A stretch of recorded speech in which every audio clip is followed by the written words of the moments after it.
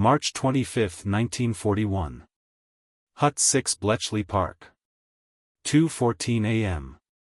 The rain had been falling for hours, thin, needling streaks tapping against the blacked-out windows of Bletchley Park. Inside Hut 6, the air smelled faintly of wet wool, cigarette smoke, and overworked wiring. Lamps buzzed overhead, casting a dull amber glow across rows of desks stacked with cipher sheets, naval intercepts, and cold mugs of untouched tea. Mavis Batey, just 20 years old, with dark hair pinned back hastily, leaned over a scattered pile of encrypted Italian naval signals. Her pencil tapped against the desk in a rhythm that mirrored the rain against the window. Her eyes were locked on the sequences of jumbled letters, long strings of nonsense that had defeated every analyst for months. But she wasn't looking at nonsense. Not anymore. Something was forming. Taking shape. A faint draft slipped through the hut as the door creaked open. Lieutenant Commander Dilwyn "Dilly" Knox, the code-breaking legend whose intuition bordered on uncanny, stepped inside. His coat still dripped rain. "Mavis," he murmured, leaning over her shoulder. "You're still on the C3 8-meter cipher?" She didn't look up. I think there's a repeated linguistic habit here. Something human." Knox raised a brow. "From the Italians?" "From everyone," she replied quietly. "Even when they think they're hiding." Outside, a gust of wind rattled the wooden walls.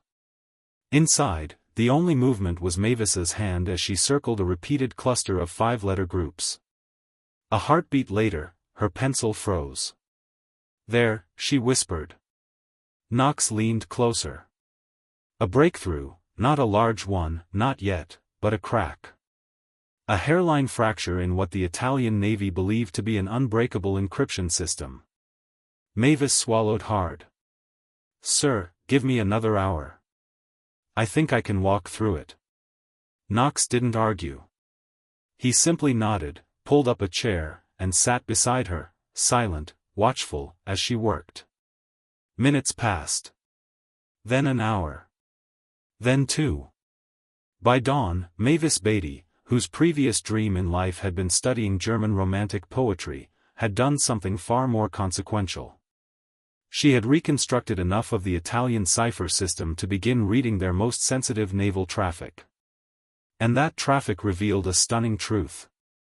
A major Italian fleet movement was underway. One that Admiral Cunningham and the Royal Navy knew nothing about. Mavis pushed back from the desk, her heart racing. Knox looked at her.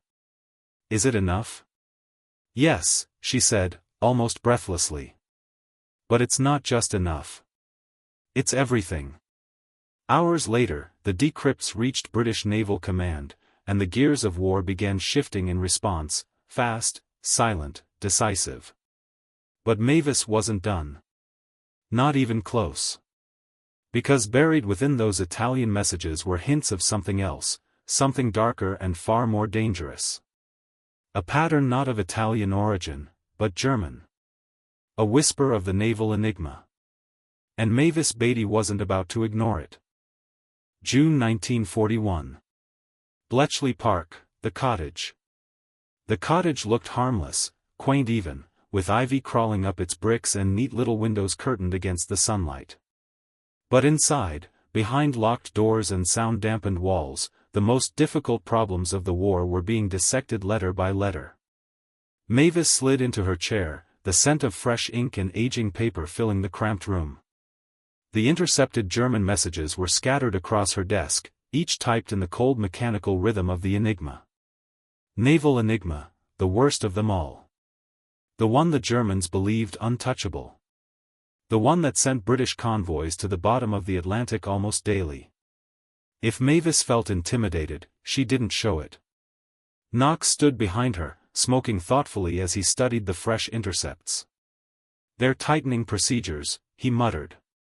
"New indicators. New plugboard habits.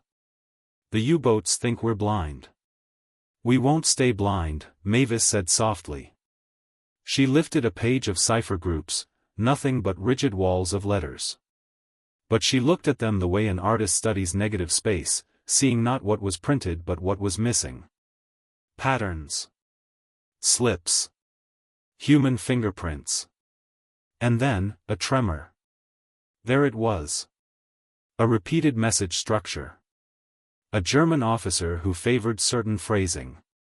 A habit so subtle no machine could detect it, but a young woman with a poet's sensitivity to language could. Her pulse quickened. "Dilly," she said, her voice tight, "I think I have the indicator mistake." Knox froze mid-step. "Show me." She did. Slowly. Methodically. Line by line. What emerged wasn't just a mistake. It was a key, a window into how one segment of the German Navy was reusing its starting positions. A fatal oversight. Knox let out a low breath. "My God. Mavis, this breaks the message chain." "It breaks more than that," she responded. "If this pattern holds across stations, we'll be inside the U-boat network." The words hung in the air like electricity. That night, while the rest of the world slept, Mavis and Knox built the first full reconstruction of a new naval Enigma key. By dawn, the first decrypts rolled in. U-boat patrol lines. Resupply schedules. Targeted convoy routes. Information that would save thousands of lives. And when the decrypted intelligence reached the German Navy months later, after convoy slipped past their waiting submarines, the reaction was shock, disbelief, even fear. Because to them, the Enigma was perfect. Unbreakable. Mathematically invincible. And the truth, that it had been breached by a quiet, determined British housewife in her early 20s, was something they could never have imagined. But Mavis wasn't finished shaping the war. Not yet.